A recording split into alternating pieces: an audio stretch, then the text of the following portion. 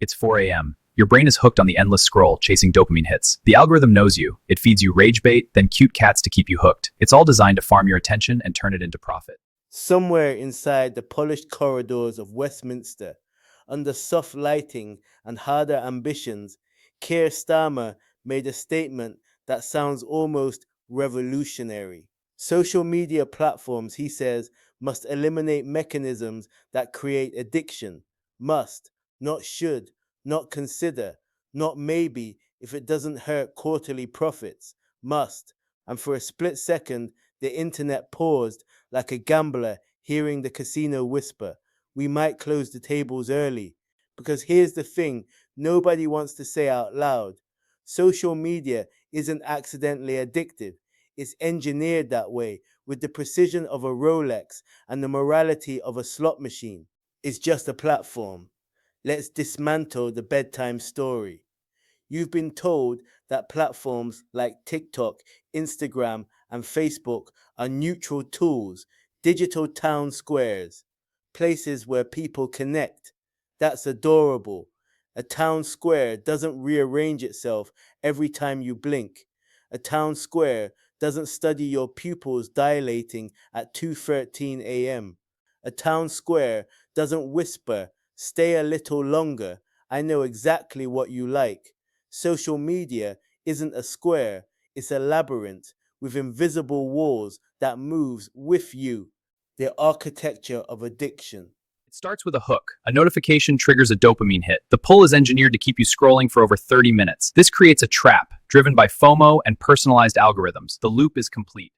Let's talk mechanics, not vibes, not feelings. Mechanics, because addiction doesn't appear out of thin air.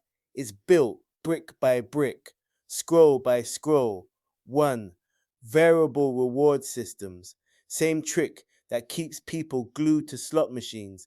You scroll, nothing. Scroll again, nothing. Then suddenly, dopamine jackpot, a perfect meme, a first trap that hits your exact aesthetic, a comment that validates your entire existence. Your brain goes, wait, that felt good, do it again. This isn't philosophy, this is behavioral psychology. Hello, B.F. Skinner. Your pigeons learn faster than most humans. Infinite scroll, no endpoint, no natural stopping cue. Books end, films end, even chaos has chapters. But the feed, it stretches into digital infinity like a universe with no heat death. You don't choose to stay, you just never get a signal to leave. Algorithmic personalization.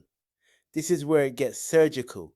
The algorithm doesn't show you content, it shows you, your fears, your desires, your insecurities, dressed up as entertainment. This is where it gets surgical. The algorithm doesn't show you content, it shows you, your fears, desires, and insecurities dressed up as entertainment until the feed becomes a mirror.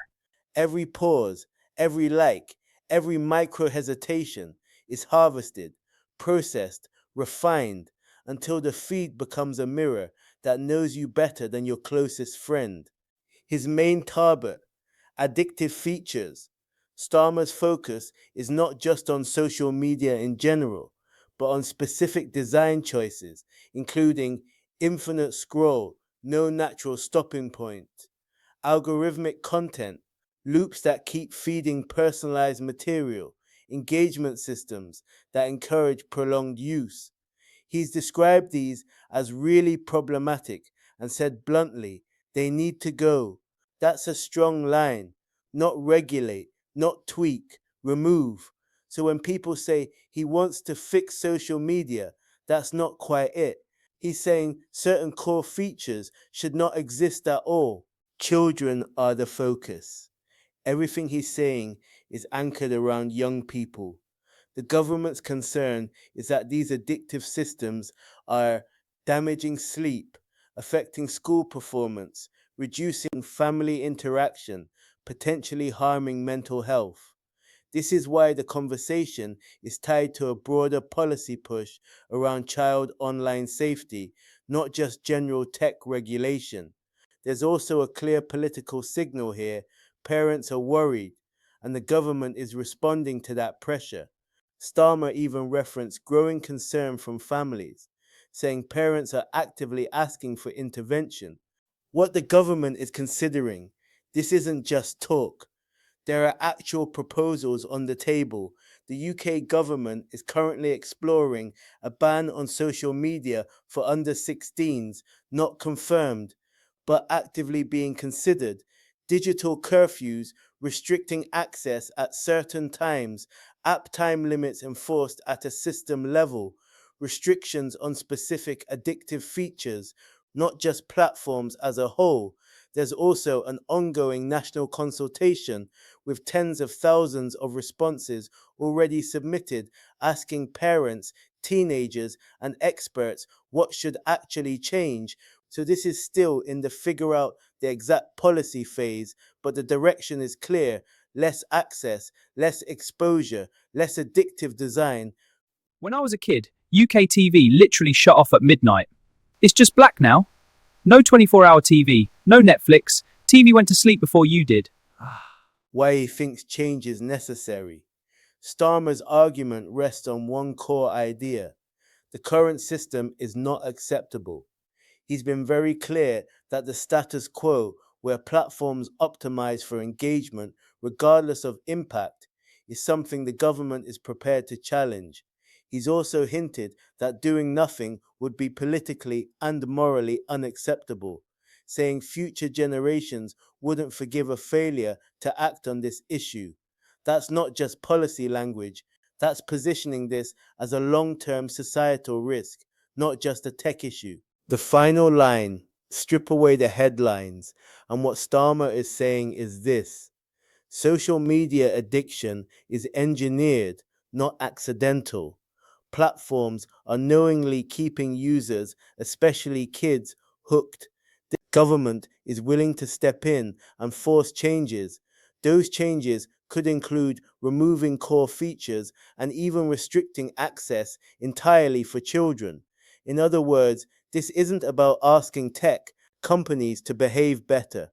It's about deciding whether the government is prepared to rewrite the rules of how these platforms are allowed to operate. Kids don't need social media. They need to play outside with friends. They need fresh air and real memories. Social media can make kids feel sad and lonely. Let's protect their childhood. The dopamine loop is real. Let's start with the chemical everyone keeps hearing about: dopamine. According to neuroscientific research, dopamine isn't just about pleasure, it's about reinforcement. It teaches your brain what to repeat. When you get a like, a comment, or stumble onto a perfect piece of content, your brain logs that as important. Do that again. Now stack that into a system where rewards are frequent, personalized, socially meaningful. You don't just enjoy the platform, you start learning it. And more dangerously, it starts learning you. The slot machine parallel. Here's where scientists get blunt. Research shows that unpredictable rewards trigger stronger and more persistent dopamine activity than predictable ones. That's not a coincidence. That's the exact mechanism used in gambling machines. You don't know when the reward is coming, so you keep going, refresh, scroll, check again. Psychologists call this variable reinforcement. In plain English, it's the most efficient way to hook a brain. Addiction without a substance. Now, here's where the debate gets interesting.